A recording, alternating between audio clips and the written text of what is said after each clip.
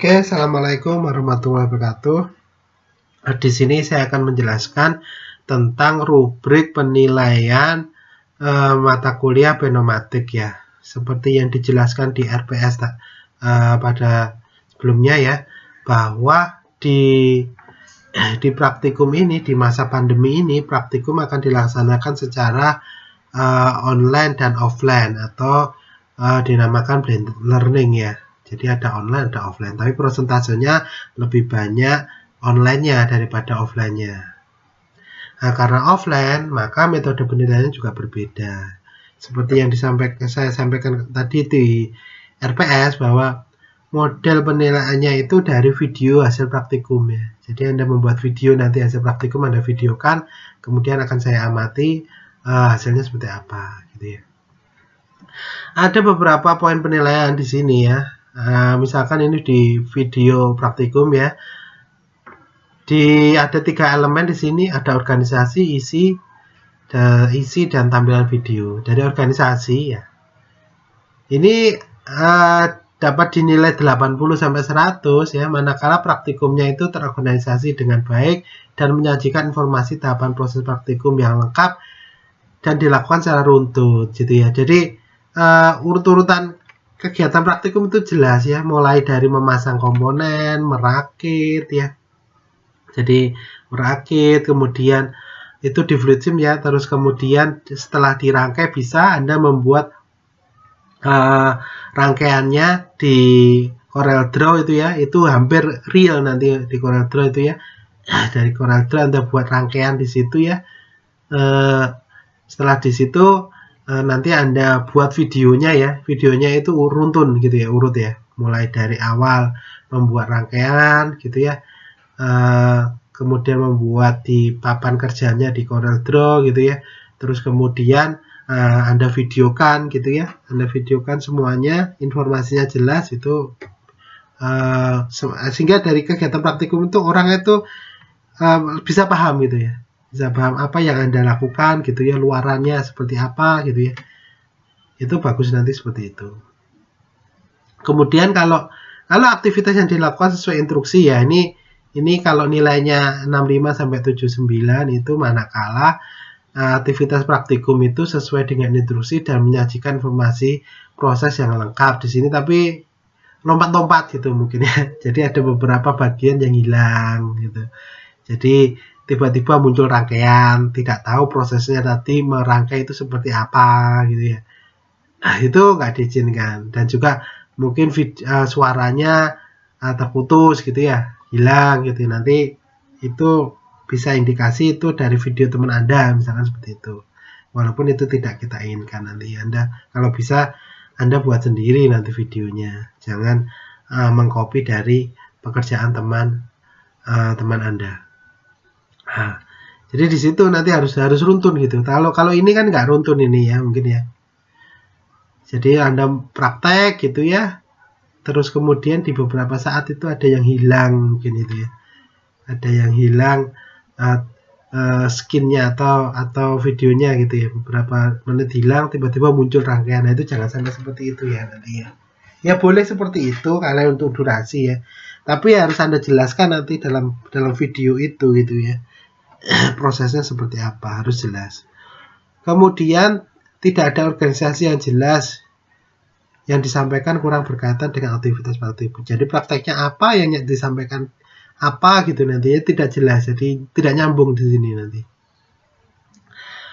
Oke, kemudian yang kedua itu dari segi isi ya, isinya itu jadi komponen yang digunakan itu sudah tepat ya. Ya mungkin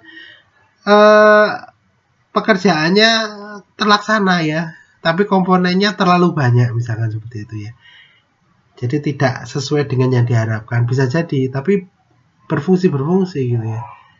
Nah, itu juga nggak baik. Nanti harapannya ya komponennya tepat gitu ya, simulasinya bekerja gitu, gambarnya rapi dan efisien gitu. Efisien ini ya komponennya nggak terlalu banyak juga gitu, tapi berfungsi gitu ya, sesuai dengan instruksi kerja yang telah diberikan. Kemudian dikatakan memuaskan di sini ya, manakala komponen yang digunakan itu kurang tepat. Jadi contohnya tadi terlalu banyak komponen itu ya, jadi nggak efisien. Dan komponen yang digunakan tidak tepat gitu ya, ini nggak pas ini ya. Hasil simulasi tidak bekerja dengan baik, ini tidak kerja, artinya di simulasinya tidak bekerja gitu ya. Nah, ini di bawah harapan nanti hasilnya, jangan sampai seperti itu ya. Kan ini online, Anda bisa mengulang berkali-kali nanti. Jadi tidak hanya sekali, misalkan sekali kok gagal, diulangi lagi. Jadi sebelum membuat video dipastikan dulu Anda nanti mengerjakan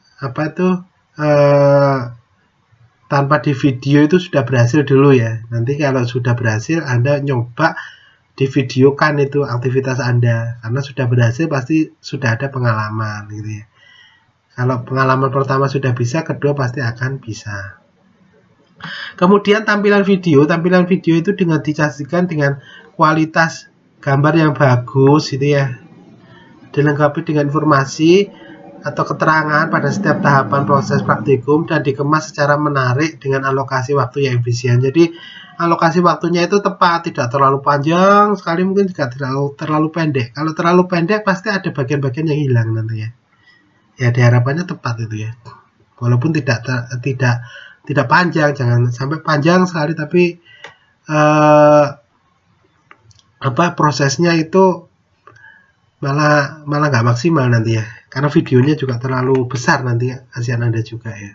Jadi nanti dibuat semenarik mungkin di situ, disajikan dengan kualitas yang gambar dan suara yang baik, tidak dilengkapi informasi keterangannya. Misalkan informasi ini lagi ngapain sih gitu ya. Jadi nanti di video itu Anda kasih informasi, misalkan seperti ini, oh ini lagi membuat apa gitu ya. Ini dikasih bawahnya, ini lagi proses di tahap ini gitu. Dikasih keterangan walaupun tanpa ada suara misalkan, tapi dengan kata-kata itu ya, atau tulisan itu, dengan tulisan itu bisa mewakili aktivitas yang Anda lakukan di video itu apa gitu ya. Itu bagus nanti. Nah ini nggak ada misalkan gitu ya, jadi nggak jelas. Terus disajikan dengan kualitas gambar yang kurang baik itu gambarnya buram, itu suaranya nggak jelas, patah-patah gitu ya.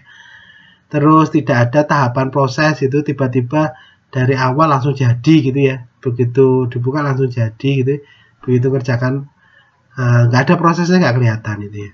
Dan durasi waktunya sangat cepat itu biasanya, mungkin 1 menit udah selesai atau 2 menit lah. Itu kan cepat banget itu.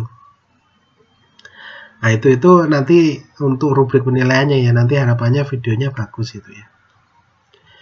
Kemudian untuk yang laporan, jadi yang laporan ini penilaiannya ya ada 2 di situ. Ini menyesuaikan dengan RPS-nya ya. Jadi ketajaman analisis dan kerapian sajian. Jadi analisis. Jadi dari praktikum yang Anda lakukan itu apa sih gitu ya, makna dari praktikum itu gitu ya, nanti kesimpulannya apa gitu, itu harus Anda sampaikan di analisis. Terus laporan disajikan dengan bahasa yang baku dan hasil simulasi kurang lengkap, mungkin ada beberapa bagian yang nggak lengkap itu ya, itu kurang lengkap.